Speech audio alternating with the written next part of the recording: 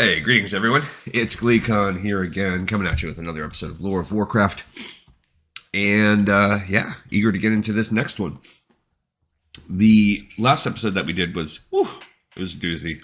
It was me struggling inefficiently as a dwarven hunter through the second part of Dunmorog.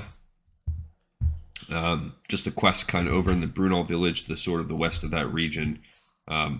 But without a hunter, I had another one bite the dust.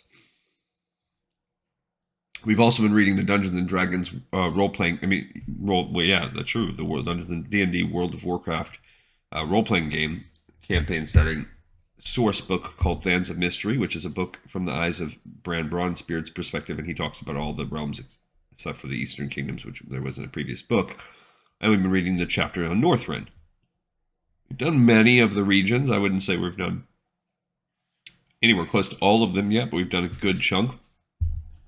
We're on to doozy here. Last time we did Howling Fjord, but now we're on to the Icecrown Glacier. So this is the land of infamy there. So stay a while and listen as we get into the seat of power of the Lich King. This is the little spire he climbed at the end of the movie for Warcraft 3. It says unknown population, perhaps 250,000. So that would be like, I don't know, at least 5 times bigger than any other land we've seen. And he said, yes, I said 250,000. 100% undead. And it is crawling with undead if you go there.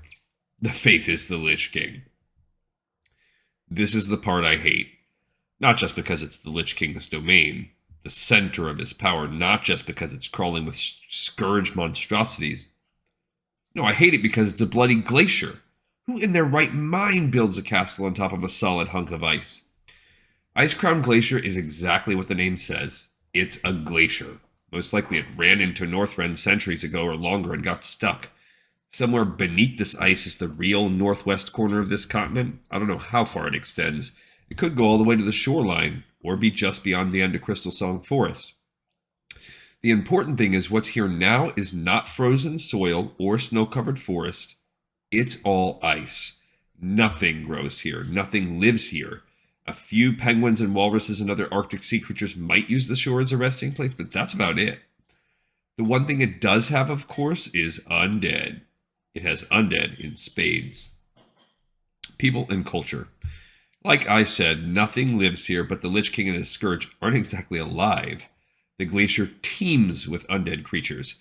I think more creatures inhabit this one region than the entire rest of the continent. That estimate on the population above is really rough, by the way, but it's my best guess. All of the beings here are undead, which makes it a really awful place to visit. Still, you gotta give the Lich King credit.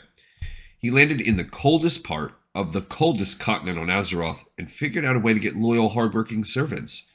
Undead don't feel cold. They don't need food or drink. They don't breathe. And they don't get distracted or lazy or bored. No wonder he managed to build this citadel in a few years when it would have taken even a dwarven team decades.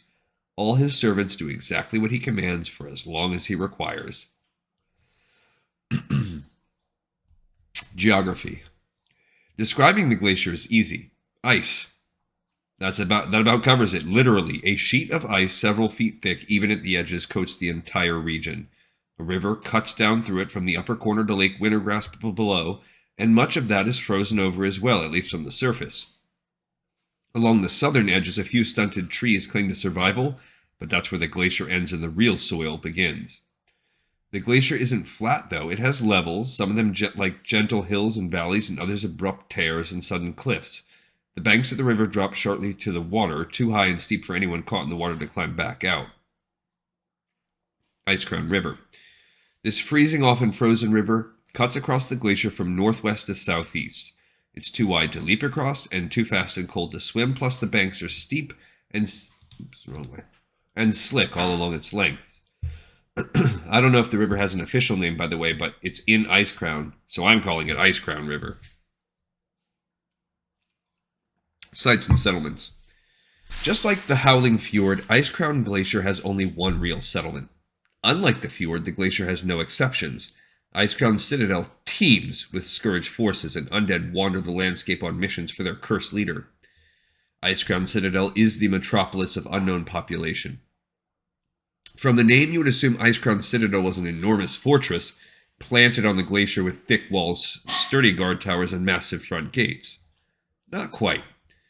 Most of the citadel lurks below the surface. The glacier is split, creating a deep fissure. Scourge forces lurk down there, and they have carved levels into either side of that massive split and created bridges, walkways, and even solid floors across the gap.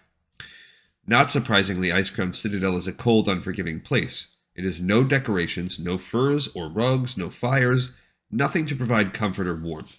The Scourge creatures move silently from one problem to another, focused on their tasks. All manner of undead dwell here, including zombies, wraiths, and beings composed of cold energy. At the bottom of the rift is the Frozen Throne, the heart of the Scourge and the Lich King's personal seat. This throne is the remains of the block of ice that first brought Ner'zhul to Azeroth, the same block that held him prisoner until Arthas freed the ancient orc shaman and merged with him. Arthas sits on the Frozen Throne. I didn't get close enough to see for myself, but I captured a necromancer outside the citadel and he gave me some valuable information. Then he rejoined his buddies at the bottom of the rift, though he descended via the hard, fast, and deadly route. History. Before the Lich King, this region was the capital of Azul-Nerub, the Nerubian spider kingdom. The Nerubians now dwell in ruins by that same name. Then Ner'zhul arrived, and he used his magic to draw many dead or dying creatures onto the glacier and into his army. He conquered the Nerubians and built his undead army. Travelers learned to avoid the place. The glacier has seen its share of battle within the past few decades, the Scourge fighting and destroying Nerubians, Furbolgs, and Drakari, adventurers assaulting the citadel and requiring rescue, Arthas and Illidan Stormrage fighting for the right to open the Frozen Throne's chamber.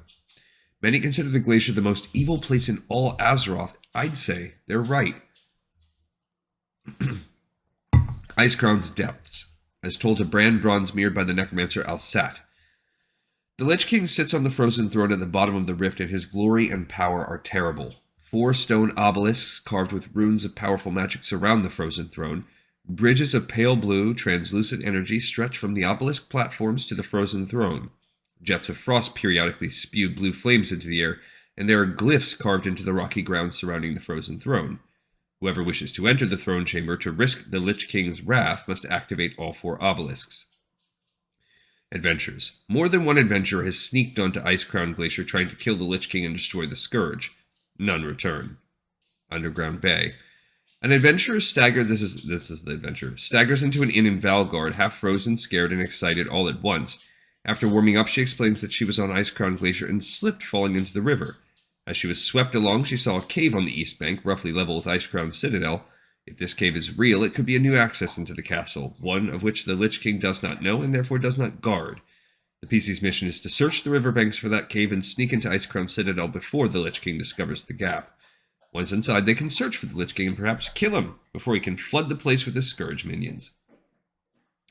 Alright, we've read about the Seat of Power, and we're getting near the end because we jump right into the Storm Peaks next.